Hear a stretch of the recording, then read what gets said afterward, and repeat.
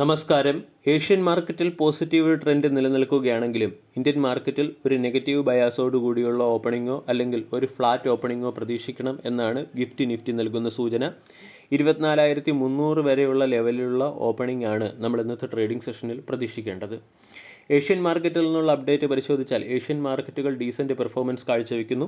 Crude ഓയിലിൻ്റെ വിലയിലുണ്ടായ ഇടിവും semi conductor സ്റ്റോക്കുകളുടെ പെർഫോമൻസും മൂലം ജപ്പാൻ്റെ ഇൻഡെക്സ് 0.62% ഉയർന്നും ഹോങ്കോങ് ഇൻഡെക്സ് 0.56% ഉയർന്നും സൗത്ത് കൊറിയൻ ഇൻഡെക്സ് 1%-ലേറെ ഉയർന്നുമാണ് ട്രേഡ് ചെയ്യുന്നത്.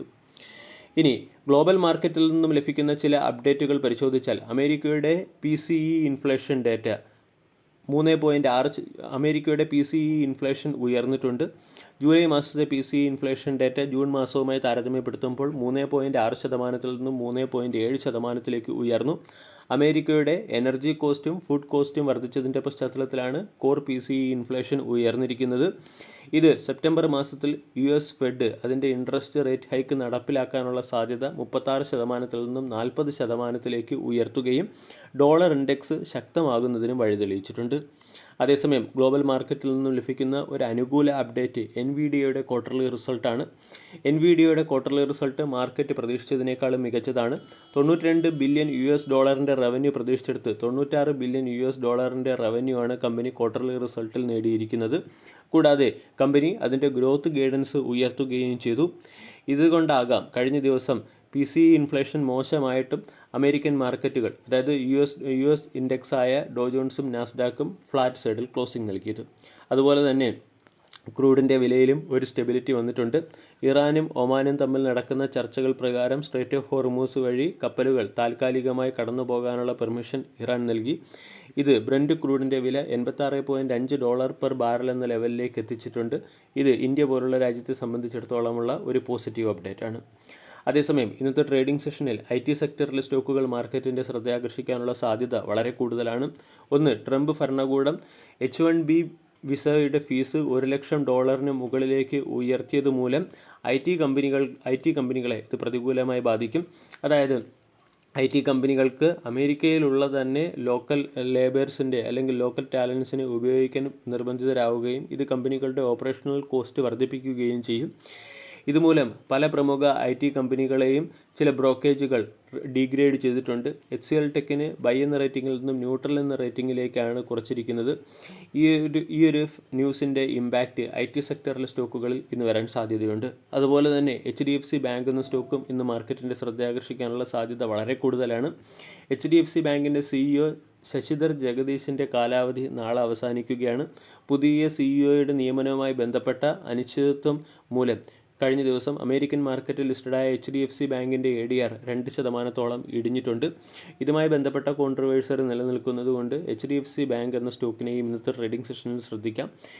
IT ഇൻഡെക്സിനും HDFC ബാങ്കിനും എൻ്റയർ നിഫ്റ്റിയിൽ തന്നെ വളരെയധികം സിഗ്നിഫിക്കൻസ് അല്ലെങ്കിൽ വെയിറ്റേജ് ഉള്ളതുകൊണ്ട് ഈ രണ്ട് സ്റ്റോക്കുകൾ അല്ലെങ്കിൽ ഈ സെക്ടറിൻ്റെയും ഈ സ്റ്റോക്കിൻ്റെയും പെർഫോമൻസ് ഓവറോൾ മാർക്കറ്റിനെ ബാധിക്കാനും സാധ്യതയുണ്ട്. കൂടാതെ റീസെൻ്റ്ലി മാർക്കറ്റിൽ ലിസ്റ്റഡായ ഗാജ ക്യാപിറ്റൽ എന്ന കമ്പനിയിൽ ഒരു പ്രമുഖ മ്യൂച്വൽ ഫണ്ട് കമ്പനിയായ ഇൻവെസ്കോ വലിയ രീതിയിലുള്ള പൊസിഷൻ എടുത്തിട്ടുണ്ട്. ഇതിൻ്റെ പശ്ചാത്തലത്തിൽ ഗാജ ക്യാപിറ്റൽ എന്ന സ്റ്റോക്കും മാർക്കറ്റിൻ്റെ ശ്രദ്ധയാകർഷിച്ചേക്കും. ഇനി ഫോറിൻ ഇൻസ്റ്റിറ്റ്യൂഷണൽ ഇൻവെസ്റ്ററും ഡൊമസ്റ്റിക് ഇൻസ്റ്റിറ്റ്യൂഷണൽ ഇൻവെസ്റ്ററും മാർക്കറ്റിൽ ബൈയിങ് സൈഡിൽ തന്നെയാണ് നിലനിൽക്കുന്നത്. ഇത് മാർക്കറ്റിന് ഒരു കരുത്ത് പകരുന്നുണ്ട്. കഴിഞ്ഞ ദിവസം FIS 500 കോടിയുടെയും DIS 6,500 കോടി രൂപയുടെയും ബൈയിങ് നടത്തിയിട്ടുണ്ട്. ഇതിൻ്റെ പശ്ചാത്തലത്തിലും മാർക്കറ്റിൻ്റെ ട്രെൻഡ് പോസിറ്റീവായി തന്നെ നിലനിൽക്കാനുള്ള സാധ്യതയുണ്ട്.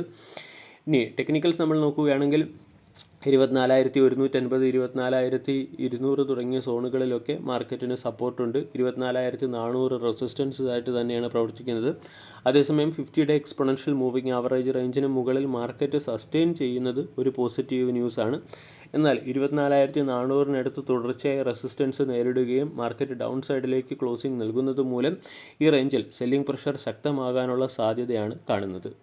ഇനി ഇന്നത്തെ ട്രേഡിംഗ് സെഷനിൽ സ്റ്റോക്ക് സ്പെസിഫിക് ആക്ഷൻ വരാൻ സാധ്യതയുള്ള ചില പ്രധാനപ്പെട്ട സ്റ്റോക്കുകളെ പരിചയപ്പെടാം. ഒന്നാമത്തേത് juniper green energy. Juniper green എനർജിയുടെ ക്വാർട്ടർലി റിസൾട്ടിൽ കമ്പനിയുടെ റവന്യൂ 81% വർദ്ധിച്ച് 160 കോടിയിൽ നിന്നും 291 കോടിയിലേക്ക് എത്തി.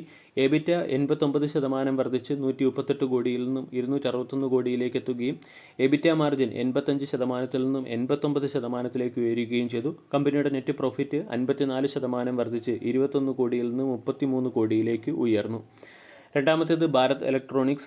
ഓഗസ്റ്റ് 10 വരെ ഭാരത് ഇലക്ട്രോണിക്സിന് 730 കോടി രൂപയുടെ അഡീഷണൽ ഓർഡർ ലഭിച്ചതിൻ്റെ പശ്ചാത്തലത്തിൽ ഭാരത് ഇലക്ട്രോണിക്സ് എന്ന സ്റ്റോക്ക് മാർക്കറ്റിൻ്റെ ശ്രദ്ധയാകർഷിക്കാനുള്ള സാധ്യത വളരെ കൂടുതലാണ്.